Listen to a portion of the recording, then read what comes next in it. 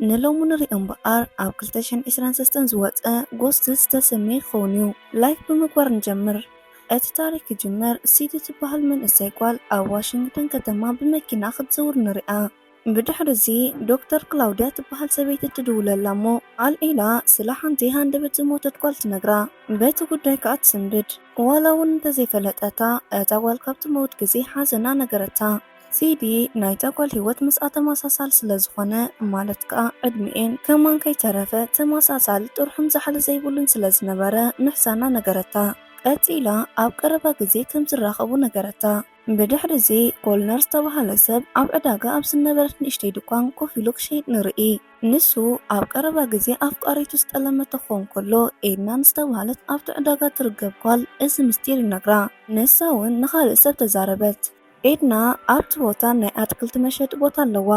ንኮልነር ድኳና ክሕልወላ ክሳብ ስዒባ ትመጽእ ነገረቶ። ምስ ከደት ከዓ ሲዲ ናብቲ ቦታ መጸት።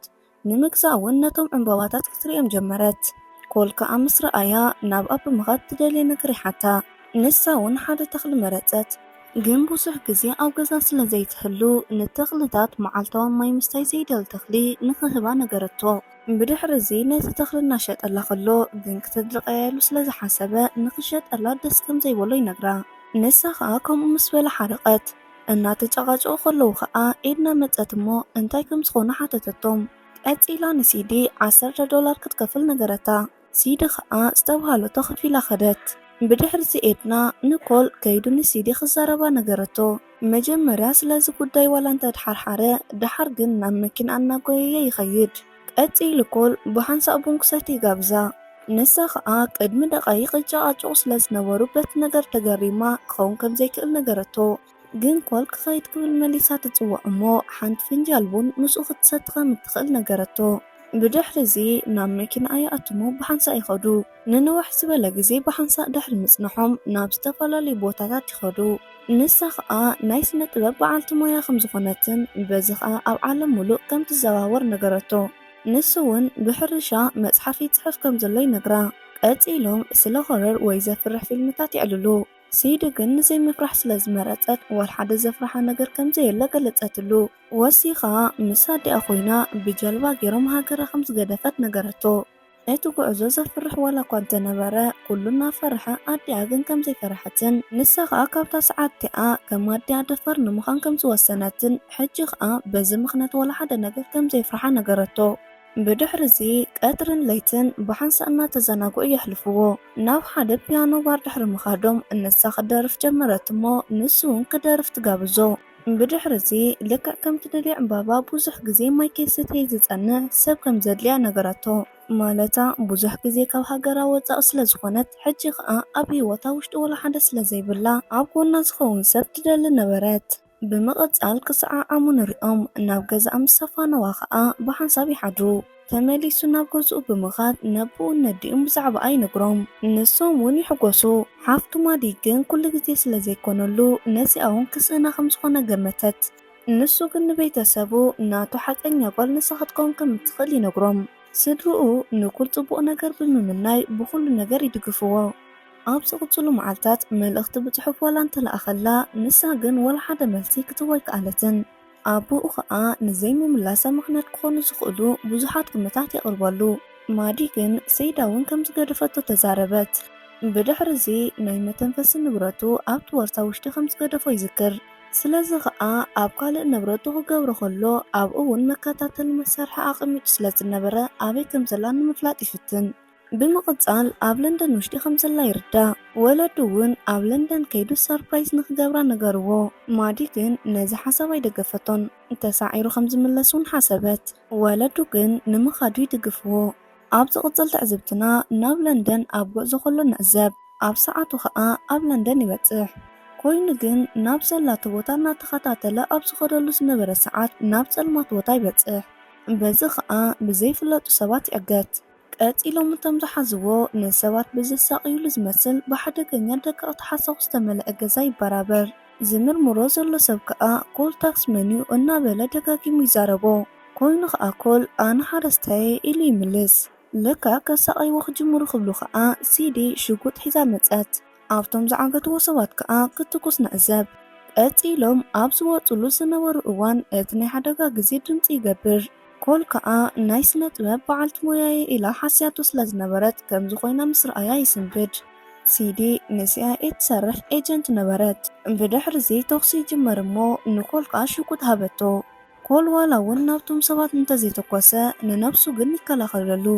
ካብኡ ምስ ወፁ ከዓ ኣብ ፓኪስታን ካይበርፓስ ውሽጢ ከም ዘለው ንዕዘብ። ብሓደ ብምዃን ብመኪና ክኸድሙ ክብሉ በቶም ናይቲ ከባቢ ናይ ፀጥታ ሓይሊ መጥቃዕቲ ይበፅሖም። ካብኦም እናሃደሙ ድሕሪ ምፅናሕ ሓንቲ ኣውቶቡስ ይርእዩ እሞ ብሽጉጥ ነቲ ኣውቲስታ ብምፍራሕ ናብቲ ኣውቶቡስ ይድይቡ። ኣብቲ ባስ ውሽጢ ከለዉ እውን እቶም ናይ ፀጥታ ሓይልታት ይመፁ እሞ እናተኸታተሉ ክትኩስሎም ጀመሩ። ንንውሕ ዝበለ ሰዓት ከዓ የጓይዎም። ሓደ ሓደ ነጢሮም ናብታ ባስ ዋላ እንተኣተዉ ኮል ግን ኣብ ቤት ትምህርቲ ብዝተምሃሩ ናይ ባስ ብቕዓቱ ተጠቂሙ የጥቅዖም። ንሳ እውን ሓንሳብ ብሓደ ስለ ዝሓደሩ ንዓ ክከታተል ከም ዘይብሉ ተዛረበት። ንሱ ከዓ ዝገብሮ ዘሎ ኩሉ ናይ ፍቅሪ ምልክት ምዃኑ የረድኣ።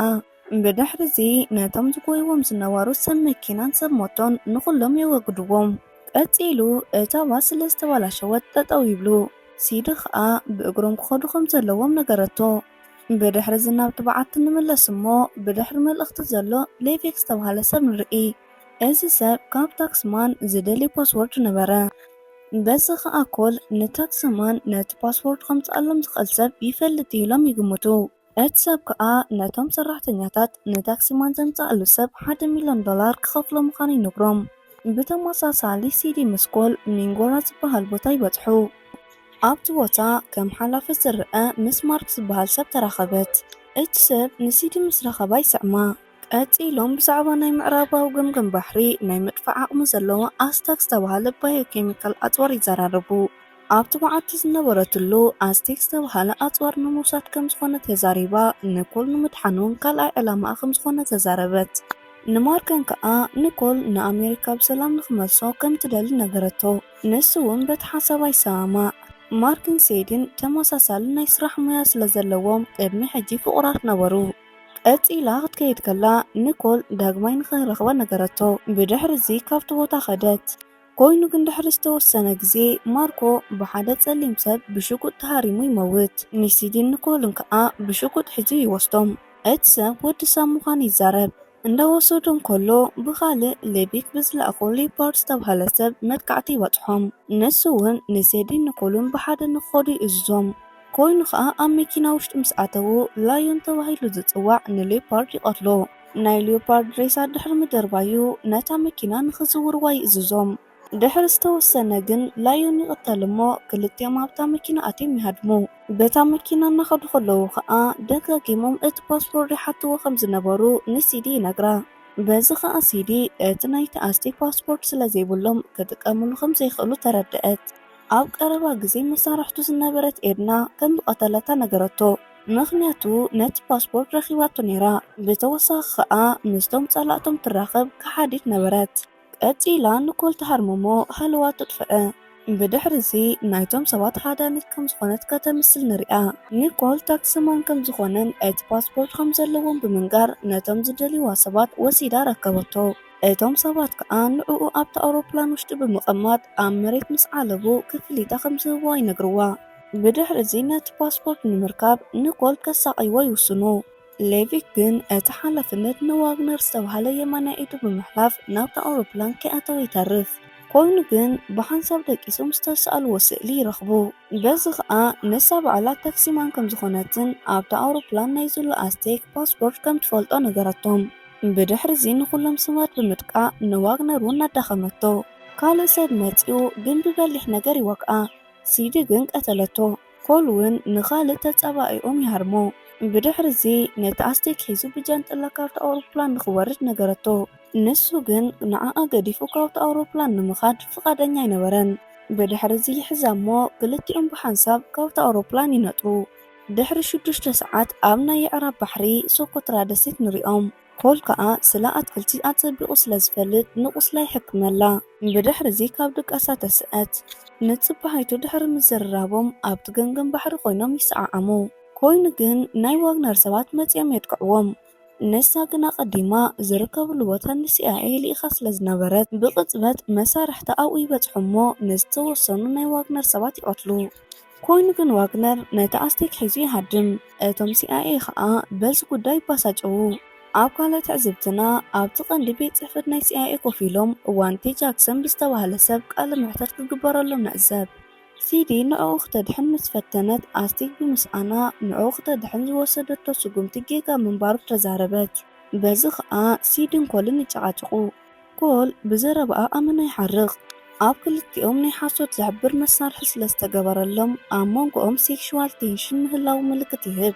ብድሕሪ እዚ ጃክሰን ክረጋግኡ ይነግሮም። ቀፂላ ሲዲ ንሓላፊተን ዶክተር የትስ ትረኽባ።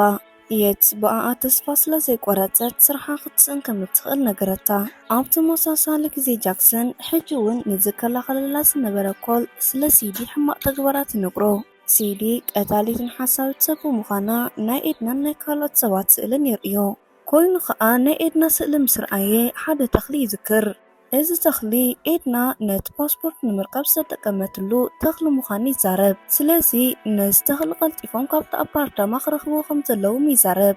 ብምቕፃል ንላቪክ ከወግድዎ ከም ዘለዎምን እንተዘይኮይኑ ግን ኮል ታክሲማን ምዃኑ ስለ ዝሓስብ ንዕኡ ምክትታሉ ከም ዘይቋርፅን ቤተሰቡ ክጎድአሉ ከም ዝኽእል ብምንጋር ንኮል ኣብ ተልእኽኦም ንክጥቀሙሉ ይውስኑ። ኮል እውን ንዕኦም ንምሕጋዝ ይውስን። ሲዲ ግን ዓብ ጌጋ ይጋጋ ከም ዘሎን ክጥቀሙሉ ይፍትኑ ከም ዘለዉ ተረድኦ። ንሱ እውን ብዛዕባ ተመሳሳሊ ነገር ከም ዝነገርዎ ይነግራ። ብድሕሪ እዚ ሲዲ ካብቲ ናይ CIA ቀንዲ ቤት ጽሕፈት ወፀት። ኣብ ተመሳሳሊ ግዜ ነቲ ኣስቴክ ክረኽበሉ ንላቪክ ዝቆፅሮ ኦቶም ዝተባህለ ሰብ ንዕኡ ክረክብ ይመፅእ። ብድሕሪ እዚ ብቅፅበት ከም ዝደለየ ይነግሮ። ንላቪክ እውን ኣብ ቀረባ ግዜ ከም ዝምለሶ ይዛረብ። ቀፂሎም ንታክሲማን ክረኽቡ ይውስኑ እሞ ኦታሚ ምስ ላቪክ ከም ዝኸይድ ይዛረብ። ነቲ ፓስፖርት እንተረኺቦሞ እቲ ስምምዖም ከም ዝቕፅል ይረዳድኡ። እቲ ፓስፖርት ክረኽቡ እንተዘይክኢሎም ግን ላቪክ ክቕተል እዩ። ሕጂ ከም ታክሲማን ኮይኑ ዘሎ ኮል ነቲ ኣስቴክ ክወስደሎም ይደሊ። ኮል ኣብ ማእኸል ዕዳጋ ዝርከብ ሬስቶራንት ብምኻድ ክሳብ ዝበፅሑ ይፅበዮም። ይፅበዮም ኣብ ዝነበረሉ ሰዓት ከዓ እቶም ኣባላት ይቕተሉ። ጃክሰን ግን ብናይ መወዳእታ ትንፋሱ ንኮል ካብቲ ቦታ ንክወፅእ ይነግሮ። ኮል ግን ሲዲ ንዕኡ ንምድሓን ከም ትመፅእ እርግፀኛ ስለ ዝነበረ ኣብኡ ንክፀንሕ ይውስን። ኣብቲ ጣውላ ኮፍ ድሕሪ ምባሉ ከዓ ኦቶሚ ምስ መሳርሕቱ መፅዮም ይሕወስዎ። ላቪክ እቲ ኣስቴክ ከም ዘለዎምን ንሱ ከዓ ክኸፍተሎም ከም ዝደሊ ይነግሮ። ኮል እውን ሃገሩ ዝጠለመ ከዳዕተኛ ብምምሳል ካብዚ ቦታ ሃፍታም ኮይኑ ክወፅእ ከም ዝደሊ ይዛረብ። ብድሕሪ እዚ ላቪክ ብወል ሓንቲ ክኣምንዎ ከም ዘይክእሉ ይዛረብ። እዚ ኩሉ ነገር ዝተዳለወ ኮን ንCIA ከም ዝኸድዐ ንምምሳል ነበረ። ላቪክ ግን ብፍጹም ንኮል ክኣምኖ ኣይከኣለን። እናተዛረቦም ከባቢኡ ብምዕዛብ ሲዲ ክሳብ ትመፅእ ይፅበይ ነበረ። ኣብ መወዳእታ ከዓ ሲዲ ትመፅእ።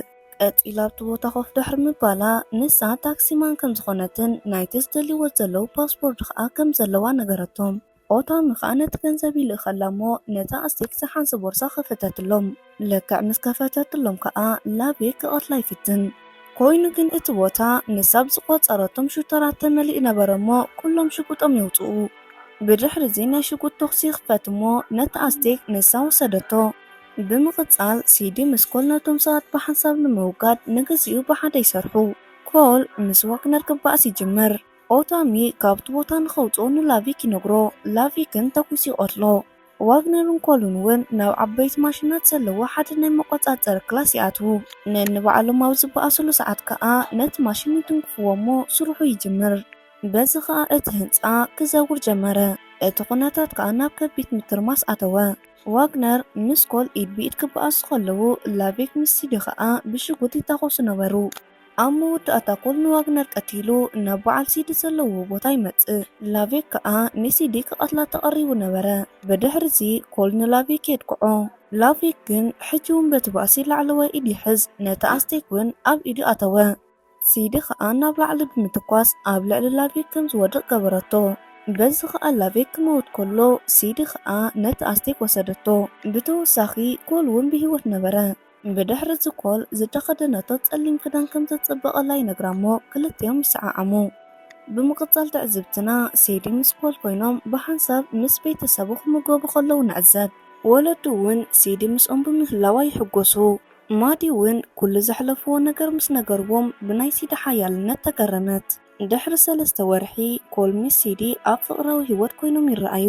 ክልቲኦም በብሞዮኦም ውፅኢታውያን ከም ዝኾኑ ንዕዘብ። ብድሕሪዚ ኮል ነቲ ናይ ድሕሪት ማዕጾ መኪና ምስ ከፈቶ ሓደ ኣብ ኣፉ ዝተኣሰረ ሰብ ይርኢ። ንሳ ኸኣ ናይ ኣጽዋራት ዘዋወሩ ከም ዝኾነ ነገረቶ። ብምቕጻል ክልቲኦም ናብቲ ዝተቓጸርዎ ቦታ ክኣትዉ ከለዉ እቲ ታሪኽ ይውዳእ። ፍትዋት ተኸታተልቲ መደብና ንሎሚ ዘቕረብናልኩም መደብ ነዚ ይመስል ነይሩ። እንተተቲኹም ላይክ ብምግባር ንዘለኩም ርእይቶ ይኹን ሃናፂ ሓሳብ ኣብ ኮሜንት ሴክሽን ኣምጡልና።